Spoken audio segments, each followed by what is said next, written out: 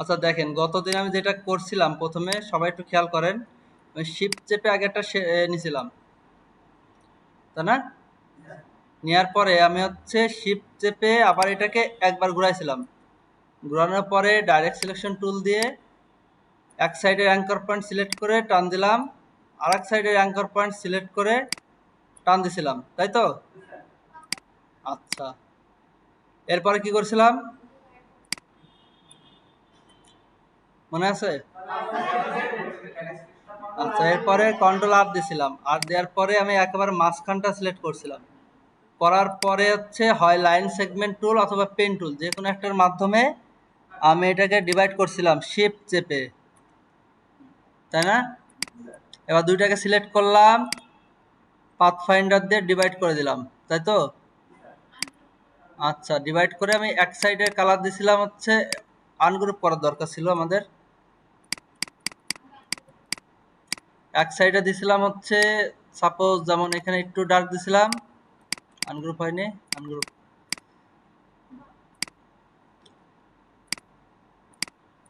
অনেকটা এরকম ছিল, তাই তো? আচ্ছা, এইবার আমি যেটা করছিলাম সেটা হচ্ছে রোটেট টুল সিলেক্ট করে অল্টার শিফট চেপে এই নিচে একটা ক্লিক দিছিলাম।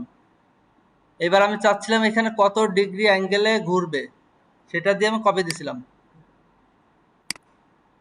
কপি দেওয়ার পরে শুধু কন্ট্রোল ডি দিছি, তাই তো?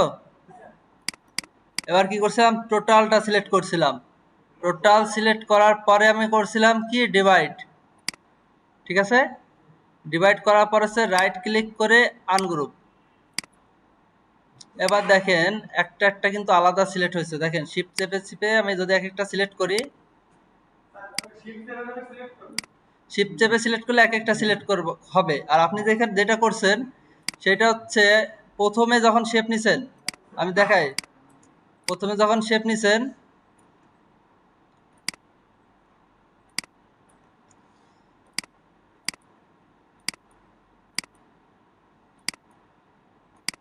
আপনার এই পর্যন্ত সব ঠিক ছিল, এমনকি কাটা পর্যন্ত ঠিক ছিল, যখন কেটে দিছিলেন আপনি, ঠিক আছে? সমস্যা হয়েছে স্ট্রোক দিয়ে ফেলছেন। আমি একটু দেখাই দিই, দাঁড়ান।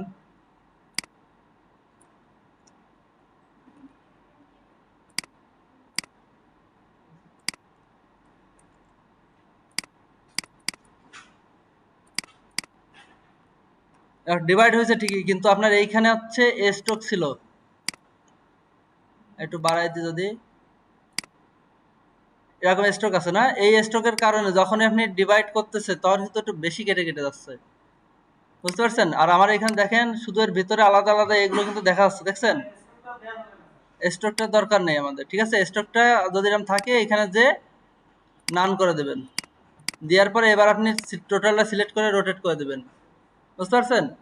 এবার এখানে আপনি সিলেক্ট করেন,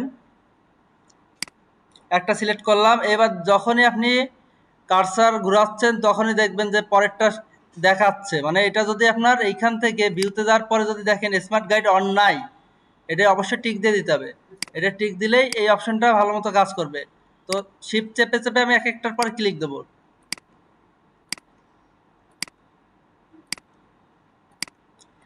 দেওয়ার পরে এবার যদি আমি এটার কালার করে দিই, ফিল কালার, একই কালার হয়ে গেল। বুঝতে পারছেন এতটুকু? আচ্ছা, এইটা হচ্ছে একটা টপিক গেল। এরপরে হচ্ছে আরেকটা টপিক, যেটা হচ্ছে গ্রেডিয়েন্টের টেক্সটের উপর, তাই তো?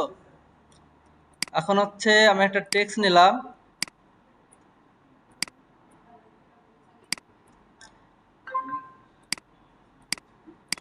এখন দেখেন টেক্সটটাকে তো আমরা ইলাস্ট্রেটরে সরাসরি গ্রেডিয়েন্ট দিতে পারবো না। এই জন্য আমাদের কি করতে হবে, অবজেক্টে যাওয়ার পরে এক্সপ্যান্ড করে দিতে হবে। তো আমরা এক্সপ্যান্ড করে দিলাম, তো টেক্সট থেকে এটা কিসের রূপান্তর হলো, শেপে। এবার আমরা যে কোনো একটা গ্রেডিয়েন্ট অ্যাপ্লাই করে দিলাম, সাপোজ মনে করেন এটা অ্যাপ্লাই করে দিলাম। তো অ্যাপ্লাই করলে কি হচ্ছে, প্রত্যেকটা অক্ষরেই ওইটা অ্যাপ্লাই হয়েছে। কিন্তু আমরা চাচ্ছি কি, এই এল থেকে এম পর্যন্ত এর মধ্যে একবারই অ্যাপ্লাই হবে। আর এখানে কি আছে, এল এ একবার, ওতে একবার, তাই না? তো আমরা কি করব, এইটা সিলেক্ট করে নেব, নেওয়ার পরে গ্রেডিয়েন্ট টুলে যাওয়ার পরে এই কোণা থেকে একটা টান দেব, সোজা টান দিয়ে এই পর্যন্ত নিয়ে ছেড়ে দেব। না শিফট চাপা লাগবে না, এমনি সোজা ধরলে হবে। তো দেখেন এল থেকে এম পর্যন্ত এর মধ্যে কিন্তু এটা অ্যাপ্লাই হয়েছে, তাই না? এতটুকু ক্লিয়ার সবাই?